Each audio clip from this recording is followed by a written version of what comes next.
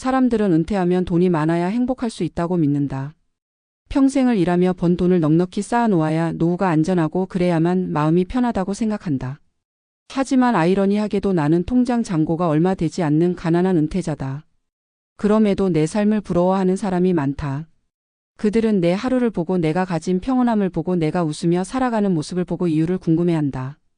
사실 내 삶은 특별한 비밀이 있는 것도 아니고 누군가가 대신 마련해준 안전망이 있는 것도 아니다. 다만 나는 은퇴 후 살아가는 방식을 남들과 다르게 선택했을 뿐이다. 돈이 아니라 시간을 중심으로, 재산이 아니라 관계를 중심으로, 그리고 미래의 불안이 아니라 오늘의 만족을 중심으로 삶을 짰다. 첫 번째 이야기는 68세의 박노인에 관한 것이다. 그는 은퇴 당시 퇴직금도 많지 않았고 연금은 매달 생활비를 충당하기에도 빠듯했다. 주변 사람들은 그가 힘든 노후를 보낼 거라 예상했지만 박노인은 집을 줄이고 시골로 이사했다. 그는 텃밭을 가꾸며 식재료를 직접 재배했고 남는 작물은 이웃과 나눴다. 도시에서 월세와 생활비에 허덕이던 시절과 달리 시골에서 그는 돈보다 더 귀한 여유를 얻었다. 하루에 필요한 현금은 거의 없었고 사람들과의 교류가 많아 외로움도 느끼지 않았다. 그는 경제적으로 풍족하지 않았지만 매일이 풍요로웠다. 두 번째 사례는 62세의 김 씨다. 그는 은퇴 후 갑작스러운 소득 단절로 생활비를 줄일 수밖에 없었다. 대신 그는 교환 경제라는 방법을 택했다. 평생 해온 목공 기술을 활용해 이웃들의 가구 수리를 해주고 대신 식료품이나 필요한 물건을 받았다. 돈이 오가지 않아도 생활이 돌아갔고 그는 이를 통해 여전히 사회에 필요한 존재라는 자부심을 느꼈다. 이 방식은 단순히 생계를 유지하는 방법이 아니라 관계를 깊게 만드는 계기가 되었다. 김 씨는 이렇게 말한다. 돈은 금방 사라지지만 내가 도운 사람들의 신뢰와 고마움은 평생 남는다. 세 번째 이야기는 66세의 이모 씨 부부다. 이들은 은퇴 후 여행을 꿈꿨지만 넉넉한 예산이 없었다. 대신 집을 바꿔 사는 여행을 선택했다.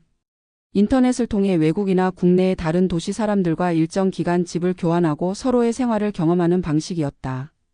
항공권과 기본 생활비 외에는 큰 지출이 없었고 현지인의 집에서 생활하니 여행 비용이 절반 이하로 줄었다. 그 과정에서 다양한 문화를 경험했고 새로운 친구도 사귀었다. 이 부부는 우리가 가진 건 돈이 아니라 자유라며 여행 후 돌아오면 더 단순하고 효율적인 삶을 살게 된다고 했다. 이 세 가지 사례에는 공통점이 있다. 가난하지만 불행하지 않다는 것, 그리고 돈이 적어도 삶을 풍요롭게 만드는 방법을 스스로 찾아냈다는 것이다. 많은 사람들이 은퇴를 불안하게 여기는 이유는 돈이 부족하면 모든 것이 부족하다는 고정관념 때문이다. 하지만 실제로 은퇴 후 삶의 만족도를 결정짓는 요소는 반드시 금전적 여유만은 아니다. 생활 구조를 단순화하고 불필요한 지출을 줄이며 자신이 의미 있다고 느끼는 활동을 지속하는 것이 더 중요하다. 또 중요한 점은 관계다. 은퇴 후 사회적 고립은 건강과 행복을 해치는 주요 원인 중 하나다. 따라서 사람들과의 연결고리를 유지하거나 새로 만드는 것은 돈보다 더 값진 자산이 된다. 경제적 여유가 없다고 해서 무기력하게 살아야 하는 것은 아니다. 오히려 가난한 은퇴는 삶을 더 창의적이고 주체적으로 살게 만드는 동력이 될 수 있다. 한정된 자원 속에서 우선순위를 정하고 꼭 필요한 것만 남기며 자신의 시간을 원하는 방식으로 쓰는 능력이 생긴다. 나 역시 그랬다. 가난한 은퇴를 맞이했지만 불필요한 경쟁에서 벗어나고 매일의 시간과 인간관계를 스스로 선택하는 자유를 얻었다. 그래서 사람들은 내 삶을 부러워한다. 부러움의 대상은 돈이 아니라 불안과 조급함이 없는 태도다. 결국 은퇴 후 행복은 가진 돈의 크기가 아니라 그 돈으로 어떤 선택을 하고 어떻게 살아가느냐에 달려있다. 이 진실을 받아들이면 가난하더라도 충분히 풍요로운 은퇴를 살 수 있다. 은퇴 이후의 삶을 평가하는 잣대가 오랫동안 경제력에 치우쳐 있었던 것은 사실이다. 이는 산업화 시기와 맞물려 형성된 가치관과도 관련이 깊다. 일할 수 있는 동안 최대한 많은 자산을 축적하고 그 자산을 바탕으로 안정된 노후를 누리는 것이 이상적인 삶의 모델처럼 받아들여졌다. 그러나 현실에서 이러한 모델을 그대로 실현할 수 있는 사람은 극히 일부에 불과하다. 통계적으로도 은퇴 직전 세대의 상당수가 충분한 노후 자금을 확보하지 못한 상태에서 퇴직을 맞이하며 이는 한국뿐 아니라 전 세계적인 현상이다. 문제는 여기서부터 시작된다. 돈이 부족하면 행복한 은퇴는 불가능하다는 단정적인 인식이 이미 자산이 적은 사람들에게 더 큰 불안과 좌절감을 안겨준다는 점이다. 전문가의 관점에서 보자면 이 인식은 절반만 맞고 절반은 틀리다. 은퇴 이후의 안정과 행복의 일정 수준의 경제력이 필요한 것은 분명하지만 그 수준은 대다수가 생각하는 것보다 훨씬 낮아도 충분할 수 있다. 중요한 것은 절대적인 금액이 아니라 그 금액을 운용하는 방식과 생활 구조를 재설계하는 능력이다. 예를 들어 필자가 인터뷰했던 60대 후반의 한 사례자는 은퇴 당시 가진 현금이 3천만 원 뿐이었다. 많은 이들이 그 금액으로는 노후를 감당할 수 없다고 생각했지만 그는 주거 비용을 없애는 것을 최우선 과제로 삼았다. 도시의 아파트를 팔고 지방의 작은 주택을 매입해 생활 기반을 옮겼다. 주거비 지출이 사라지자 매달 필요한 생활비는 절반 이하로 줄었고 나머지 비용은 소규모 채소 재배와 간헐적인 아르바이트로 충당했다. 그는 돈이 많을 때는 오히려 지출이 늘어나는데 지금은 쓰는 방법이 명확해져서 삶이 단순하고 편하다고 말했다. 이는 노후 설계에서 지출 구조의 혁신이 소득 증가보다 더 중요한 이유를 잘 보여준다.